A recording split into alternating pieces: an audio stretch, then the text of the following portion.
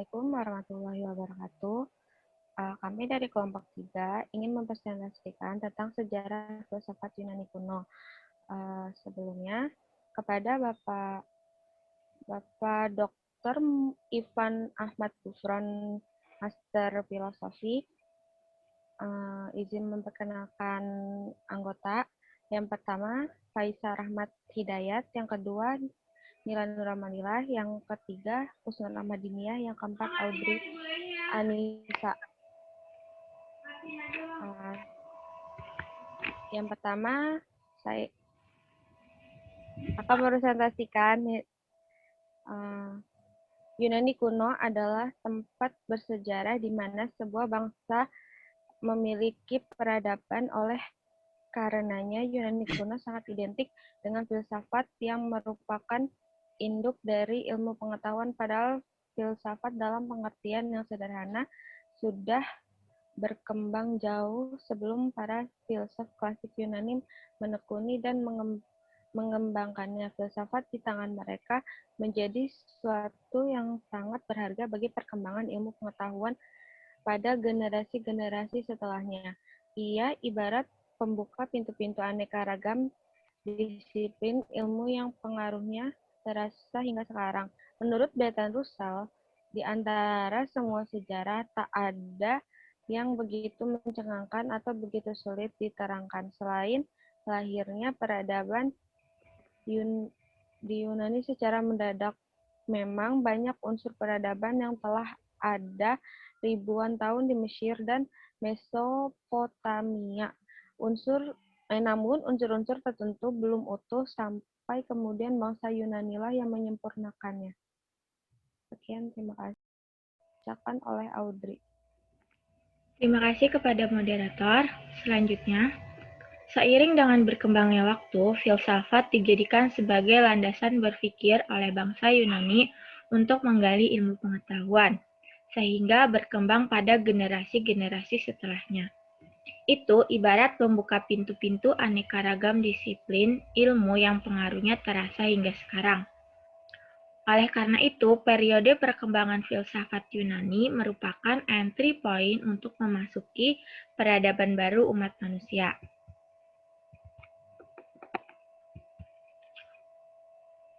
Zaman ini menggunakan sikap an inquiring attitude atau suatu sikap yang senang menyelidiki sesuatu secara kritis dan tidak menerima pengalaman yang didasarkan pada sikap receptive attitude atau sikap menerima segitu saja.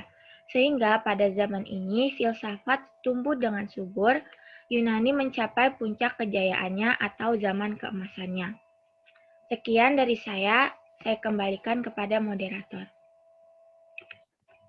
Baik, terima kasih kepada Audrey. Yang ketiga akan dibacakan oleh Saudara Faisal. Dipersilakan.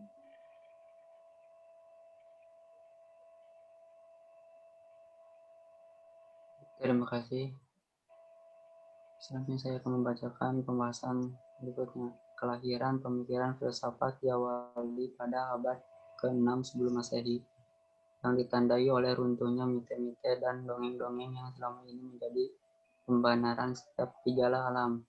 Filsafat Yunani yang telah berhasil mematahkan berbagai mitos tentang kejadian dan asal-usul alam semesta, dan itu berarti dimulainya tahap rasionalisasi pemikiran manusia tentang alam semesta. Cara berpikir ini berlangsung sampai abad ke-6 sebelum Masehi, sedangkan sejak abad ke-6 sebelum Masehi, orang mulai mencari jawaban rasional tentang asal-usul dan kejadian alam semesta.